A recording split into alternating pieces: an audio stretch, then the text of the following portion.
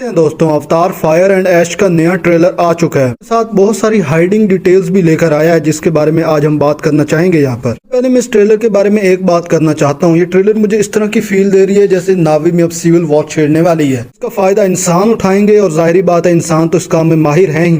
Cameron चिचा हर एक कदम को फूक फूक कर रख रहे हैं। समझ में आ रहे हैं कि वो अपने प्रोजेक्ट के लिए कितने ज्यादा डेस्परेट और प्रोफेशनल हैं। प्रोफेशनलिज्म उनके दिए हुए ट्रेलर में दिखता भी है। सब कुछ दिखाकर भी कुछ नहीं दिखा पाते हैं। कुछ इस तरह से कि इन्होंने सब कुछ दिखाने की कोशिश की, लेकिन इसके बावजूद भी कुछ दिखा नहीं पाए। ट्रेलर को इतना ज्यादा इंटरेस्टिंग और फास्ट बनाया है कि यार बंदे को हर एक टाइम पे रोक कर देखना पड़ता है कि यार यहाँ पे कुछ मिस तो नहीं हो रहा हमसे। बात कर लेते हैं ट्रेलर की। तो ट्रेलर में हमें सबसे पहले दिखाया जाता है कि धुआं उठ रहा है, हर तरफ लावा फैला हुआ है और तबाही ही तबाही मची पड़ी है। बाद में ऐश क्लैन के लोग दिखाए जाते हैं जो काफी ज्यादा नफरत और गुस्से से भरे हुए हैं। जिस्म पर ब्लैक एंड रेड कलर के निशान हैं जो इस बात को जाहिर करते हैं कि वो काफी ज्यादा बागी हो चुके हैं, वो नफरत से भर चुके हैं और उसके साथ साथ वो जंग भी करने के लिए पूरे तरीके से तैयार बैठे हैं। उसके बाद में एक सीरियस बट बहुत ज्यादा पेनफुल वॉइस सुनने को मिलती है और ये वॉइस होती है ऐश क्लैन के लीडर की। इसका नाम वारंग है। इसका डायलॉग ये है कि आग पहाड़ से निकली, उसने हमारे जंगल जला दिए, हमने एवा को पुकारा लेकिन उसने हमारी मदद नहीं की। एक तरफ दिखाता है कि उनका एवा पर से भरोसा उठ चुका है, दूसरी तरफ वो एवा पर काफी ज्यादा गुस्सा भी है। एवा वही कैरेक्टर है जो यहाँ पे एक स्पिरिचुअल बिलीफ के तौर पर जानी जाती है। तो भैया इस पर ये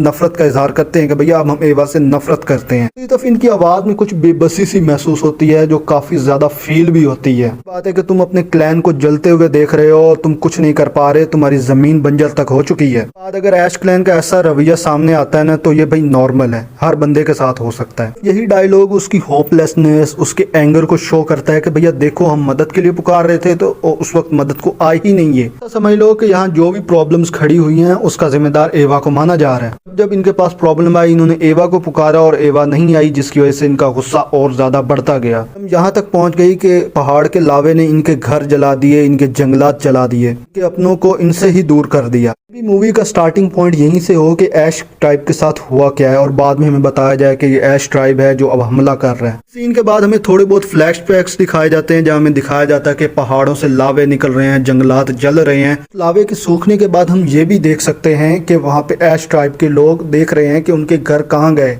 कहाँ दफन हो गए और ये बात उनको खाई जा रही है। सीन एक तरह से दिखाता है कि ऐश क्लैन की दुश्मनी न सिर्फ इंसानों से है बल्कि अपनी तकदीर से भी है और बाकी नावी लोगों से भी। मूवी में ये एक सॉलिड रीजन बनाकर पेश किया जाए कि ऐश क्लैन क्यों विलेन ट्राइब बन गया। हम जेम्स कैमरॉन को अच्छे तरीके से जानते हैं कि वो इस सीन को काफी अच्छे तरीके से हमें दिखाएंगे। इससे हमें सिविल वॉर भी अच्छी लगेगी और उसके साथ साथ ऐश क्लैन का विलेन होना भी बुरा नहीं लगेगा। बाद हमें अपने मेन कैरेक्टर्स यानी जैक और उसकी फैमिली दिखाई जाती है जो काफी ज्यादा डिस्टर्ब्ड है। उन्होंने अभी अभी अपनी फैमिली के एक मेंबर को खोया है, तो वो हर एक बंदे पर नजर आ रहा है कि वो कितना ज्यादा डिस्टर्ब है। जैक को ये परेशानी खाई जा रही है कि अगर इंसान यहाँ के माहौल में एडजस्ट करना शुरू हो गए तो जाहिर बात है कि यहाँ से नावी लोगों का खात्मा हो जाएगा। ये बात वो ट्रेलर में कहता भी है कि अगर इंसान यहाँ के माहौल में एडजस्ट होने लगे तो समझ जाओ कि भाई नावी लोग अब खत्म हो चुके हैं यहाँ से। ऐसा समझ लो कि यहाँ कैमरॉन चिचा अपने कॉलोनियलिज्म वाली पावर का एग्जाम्पल दे रहे हैं कि जब भी कॉलोनियल पावर्स आती हैं वो यहाँ के लोकल कल्चर्स को डिस्टर्ब करके चली जाती हैं और उसके बाद में बताती हैं कि भैया हमने तो बहुत ही अच्छा काम किया था। ऐसा लगता है कि जेम्स कैमरॉन ने ठेका उठा लिया है इंपीरियल पावर और कॉलोनियल पावर को एक्सपोज करने का और ये इस मूवी के थ्रू वो अच्छे तरीके से कर रहे हैं। डायलॉग जैक पहले बोलता है ना कि इंसान अगर इस माहौल में एडजस्ट होने लगे तो वो दिन दूर नहीं है कि यहाँ से नावी लोगों का खात्मा हो जाएगा। डायलॉग हमें ये सीन देखने के बाद समझ में आता है जहाँ जैक अब एवा के साथ रिश्ता कायम करने के बाद उसी एनवायरमेंट में अच्छे तरीके से सांस ले पा रहा है। एनवायरमेंट में खड़े होने के लिए उसको मास्क की जरूरत थी, उस एनवायरमेंट में अब वो बिना मास्क के चल फिर रहा है और दौड़ रहा है। बात यहीं तक खत्म नहीं होती बल्कि वो लड़ भी रहा है।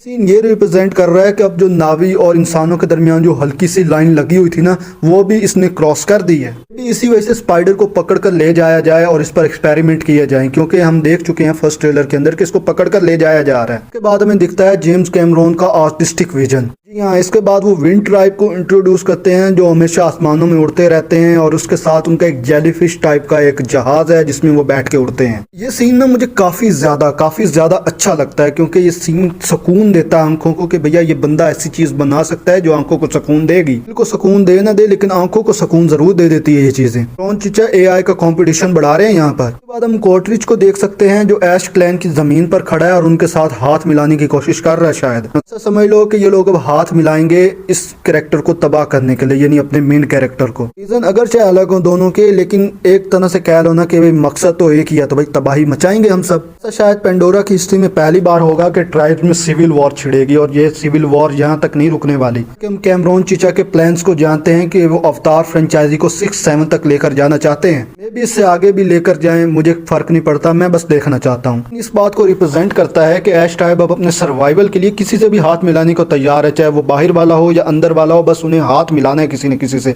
ताकि वो खुद को सर्वाइव कर सके। मुझे पता है यहाँ पे उससे अच्छी डील भी ऑफर होगी। बाद में ऐश ट्राइब के सोल्जर्स दिखाए जाते हैं जो जंग के लिए तैयार हो रहे हैं और जाहिर बात है कि ये इस चीज का रिप्रेजेंटेशन है कि ये पूरे तरीके से तैयार बैठे थे पहले से ही। इन्हें कोई हाथ पकड़ाने वाला चाहिए था कि भैया हम तेरे साथ हैं, बस अब मिलकर हमला करते हैं यहाँ पर। उसके बाद में जैक दिखाया जाता है जो अपनी फैमिली के साथ खड़ा है और ये बात जाहिर करता है कि भैया अब हम खड़े हैं तो खड़े हैं भाई, अब हम लड़के ही दिखाएंगे। इसका मेन मोटो है कि मैं अपनी फैमिली की भी हिफाजत करूंगा और ये जो इन्वायरमेंट जिसको ये तबाह करना चाहते हैं मैं इसकी भी हिफाजत करूँ। सब जानते हैं कि इसके ऑपोजिट में कौन खड़ा है, वो बंदा खड़ा है जो इस इन्वायरमेंट से नफरत करता है और दूसरा वो जो ईवा के खिलाफ है। के आखिर में एक बहुत ही डेंजरस सीन आता है जहाँ पे हमें दिखाया जाता है कि ट्राइब्स आपस में लड़ रहे हैं और उसके साथ लावा बह रहा है। बैकग्राउंड में एक वॉइस गूंजती है जो ये कहती है कि आग ने पहले हमें बदला और अब इससे पूरी दुनिया बदलेगी। थिंक इस बात को जाहिर करती है कि अब पेंडोरा का इन्वायरमेंट बदल रहा है, वो तबाह हो रहा है धीरे धीरे कर पता है कि इंसानों ने यहाँ अपना इन्वायरमेंट दिखाया और अपने हिसाब से इस जगह को ढालने की कोशिश की, तो नेचर भी अपने आप को एक बार साबित करना चाहती है इनके सामने। इसमें न सिर्फ इंसान रगड़े जाएंगे बल्कि नावी भी रगड़े जाएंगे। फर्स्ट मूवी में देखे ना तो हमें बताया जाता है कि जो पेंडोरा के लोग हैं वो आपस में एक साथ मिलकर रहते हैं। जिस तरह अब स्टोरी को आगे कंटिन्यू किया जा रहा है नजर आ रहा है कि ये लोग आपस में काफी ज्यादा बिखरे हुए हैं। इंसानों ने अभी तक पूरे पेंडोरा को एक्सप्लोर नहीं किया बल्कि अभी कुछ ट्राइब्स को एक्सप्लोर किया और वो धीरे धीरे करके आगे एक्सप्लोर करते जा रहे हैं। दूसरी तरफ अपना शैतानी खेल भी खेलते जा रहे हैं, लोगों को आपस में लड़वा रहे हैं ताकि यहाँ पर आकर राज कर सकें। मुझे ऐसा लगता है कि यहाँ की नेचर इस हिसाब से काम कर रही है कि वो सबको एक ऑलमोस्ट खत्म करना चाहती है। इसका hint at the end trailer में हमें मिल भी जाता है। ये वीडियो काफी ज्यादा लंबी हो चुकी है तो मैं अगली एक वीडियो में इसके लिए और ज्यादा बात करना चाहता हूँ। तक आप इस वीडियो को काफी ज्यादा प्यार दीजिए ताकि मैं अगली वीडियो ला सकूं और काफी अच्छे मूड में ला सकूं। इसके अलावा तुम इस ट्रेलर के बारे में अपनी क्या राय रखते हो, अपनी ओपिनियंस कमेंट सेक्शन में दे सकते हो। मैं माइंड नहीं करूंगा, मैं पढ़ लूंगा।